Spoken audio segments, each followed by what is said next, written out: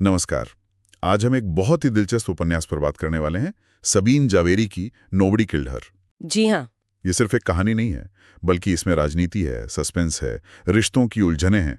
मतलब एक जबरदस्त पैकेज है। बिल्कुल, और सिर्फ कहानी नहीं, इसमें आपको कोर्टरूम ड्रामा मिलेगा, किरदारों की साइकोलॉजी में गहरी झांकने का मौका मिलेगा, और हाँ, महिलाओं और सत्ता पर ये कुछ ज़रूरी सवाल भी उठाती है। हाँ, ये बात तो है। ये पाठक को सोचने पर मजबूर कर देती है। तो चलिए फिर इसकी परतों को खोलते हैं जरा। ज़रूर। तो कहानी जो है वो दो अलग अलग टाइमलाइन में चलती है ना। हाँ, बिल्कुल। एक तरफ तो आज का कोर्टरूम है, वहां नाजनीन खान, जिन्हें नाजो कहा गया है, उन पर मुकदमा चल रहा है।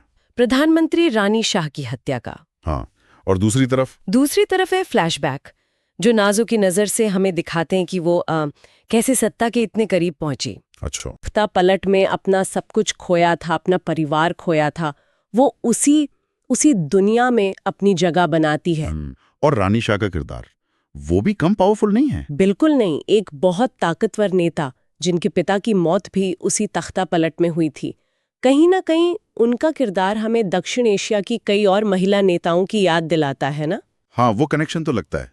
और फिर नाजो, वो रानी शाह की बहुत करीबी सहयोगी बन जाती है, विश्वास पात्र। जी, और उनका रिश्ता वो बड़ा कॉम्प्लेक्स है, मतलब वफादारी भी है, जुनून भी है, कहाँ कौन सी लाइन है पता नहीं चलता। हाँ, ये धुंधली रेखा वाली बात बिल्कुल सही है।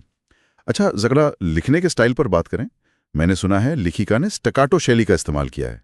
ये क्या है? हाँ, स्टैकाटो मतलब छोटे तेज वाक्य, कट टू कट। अच्छा। और साथ ही इसमें नोआर का असर भी दिखता है, थोड़ी डार्क, रहस्यमयी, उलझी हुई सी फील, जैसे पुरानी जासूसी कहानियों में होती है। तो इंटरेस्टिंग। तो ये जो कोर्टरूम की कसी हुई बहस है, और साथ में नाजो के वो गहरे खुद को कुरेदने वाले फ्लैशबैक्स हैं, ये दोनों मिलकर एक बहुत ही अलग तरह का पढ़ने का अनुभव देते हैं। तो ये जो दो टाइमलाइन है, कोर्टरूम और फ्लैशबैक, ये कहानी को तेज रखते हैं। हाँ, रफ्तार तो देते ही हैं।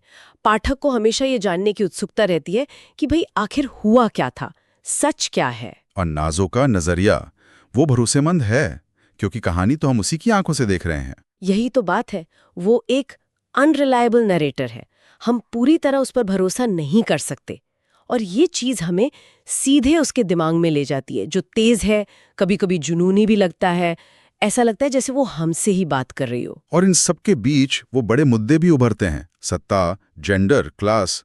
रानी शाह का किरदार वो दिखाता है कि एक पितृसत्ता वाले समाज में महिला नेता होना कितना मुश्किल है। बिल्कुल, वो पब्लिक इमेज और निजी जिंदगी का तनाव साफ नजर आता है।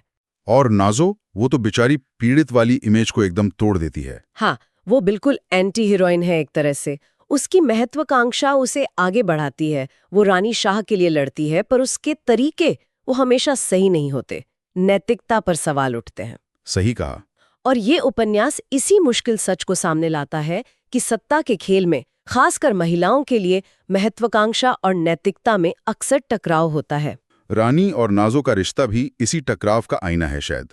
विश्वास, धोखा, तारीफ, मैनिपुलेशन, सब कुछ है उसमें। हाँ, और कहानी का अंत कोर्ट रूम में होता है, जो ये सवाल खड़ा करता है कि क्या हम कभी पूरी सच्चाई जान भी सकते हैं? क्या सच हमेशा एक ही होता है, खासकर जब दाव इतने बड़े हों? तो अगर इस किताब की खूबियों की बात करें तो सबसे पहले तो इसके महिला किरदार ही आते हैं, रानी और नाजो।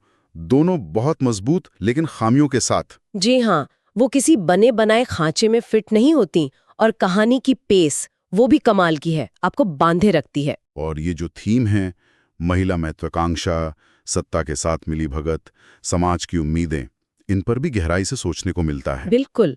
और अंत में एक ट्विस्ट भी है जो चौंकाता है लेकिन संतुष्ट भी करता है। लेकिन कुछ चीजें हैं जो शायद कुछ पाठकों को अलग लग सकती हैं, जैसे नाजो का जुनून। हाँ, मुमकिन है। कुछ लोगों को उसकी इंटेंसिटी थोड़ी ज्यादा लग सकती है, शायद थोड़ी परेशान करने वाली भी। और वो लंबे फ्लैशबैक, अगर कोई सिर्फ थ्रिलर पढ़ना चाहे तो। हाँ, जो सिर्फ तेज रफ्तार पॉलिटिकल थ्रिलर ढूंढ रहे हैं, उन्हें शायद वो फ्लैशबैक थोड़े धीमे लगें, लेकिन मेरे ख्याल से वो किरदारों को गहराई देने के लिए जरूरी है। और वो बेनजीर भुट्टो से समानता वाली बात भी उठती है। हाँ, वो चर्चा होती है, लेकिन लेखिका का यही कहना है कि ये किरदार किसी एक असल इंसान पर आधारित नहीं, बल्कि कई महिला नेताओं से प्रेरणा लेकर गढ़े गए हैं। तो समानताएं दिख सकती हैं, पर कहानी अपनी जगह एक फिक्शन है। तो कुल मिलाकर देखें तो ये सिर्फ एक एंटरटेनिंग थ्रिलर नहीं है। नहीं, बिल्कुल नहीं, ये उससे कहीं ज्यादा है। ये सत्ता में महिलाओं की स्थिति, महत्वाकांक्षा की क्या कीमत होती है और सच कितना मायावी हो सकता है, इस पर एक बहुत अहम टिप्पणी है। ये दिखाता है कि कैसे पर्सनल और पॉलिटिकल एक दूसरे में उलझ जाते हैं। हाँ, और उनकी सीमाएं धुंधली पड़ जाती हैं। और यहाँ एक सवाल हम अपने सुनने वालों के लिए छोड़ सकते हैं सोचने के लिए, जरूर। कि जब सत्ता का खेल निजी रिश्तों में इतना गहरा उतर जाए तो क्या सच सिर्फ एक नजरिया बनकर नहीं रह जाता? क्या किसी की कहानी पर, खासकर जब इतने बड़े दांव लगे हों, पूरी तरह भरोसा किया जा सकता है? सोचिएगा जरूर।